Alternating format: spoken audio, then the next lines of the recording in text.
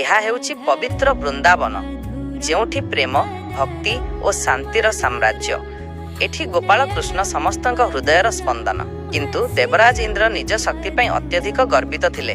ସେ ଭୁଲି ଯାଇଥିଲେ ଯେ ସମସ୍ତ ଶକ୍ତିର ଆଧାର ସ୍ୱୟଂ ଭଗବାନ।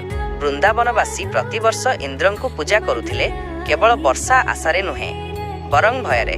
ସେତେବେଳେ କୃଷ୍ଣ କହିଲେ, କର୍ମ ଓ ପ୍ରକୃତିକୁ ସମ୍ମାନ କର। ଭକ୍ତି ଭୟରୁ ନୁହେଁ, ବରଂ ଶ୍ରଦ୍ଧାରୁ ହେବା ଉଚିତ। ଗ୍ରାମବାସୀମାନେ ଗୋବର୍ଦ୍ଧନ ପର୍ବତଙ୍କୁ ପୂଜା କଲେ, ପ୍ରକୃତିକୁ ହିଁ ଦେବତା ଭାବେ ସ୍ୱୀକାର କଲେ। ଇନ୍ଦ୍ରଙ୍କ ଅହଙ୍କାରରେ ଆଘାତ ଲାଗିଲା। ସେ ଭୟଙ୍କର ବର୍ଷା ଓ ବଜ୍ରପାତର ପ୍ରକୋପ ଖେଳାଇ ଦେଲେ। ସମଗ୍ର ବୃନ୍ଦାବନ ଜଳମଗ୍ନ।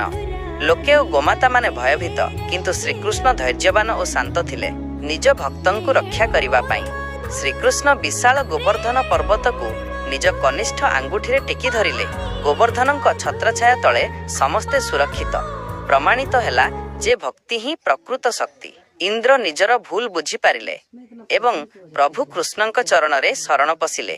ଯେଉଁଠି ଅନାବିଳ ଭକ୍ତି ଅଛି, ସେଠି ସ୍ୱୟଂ ଭଗବାନ ବିଦ୍ୟମାନ। ଜୟ ଶ୍ରୀକୃଷ୍ଣ।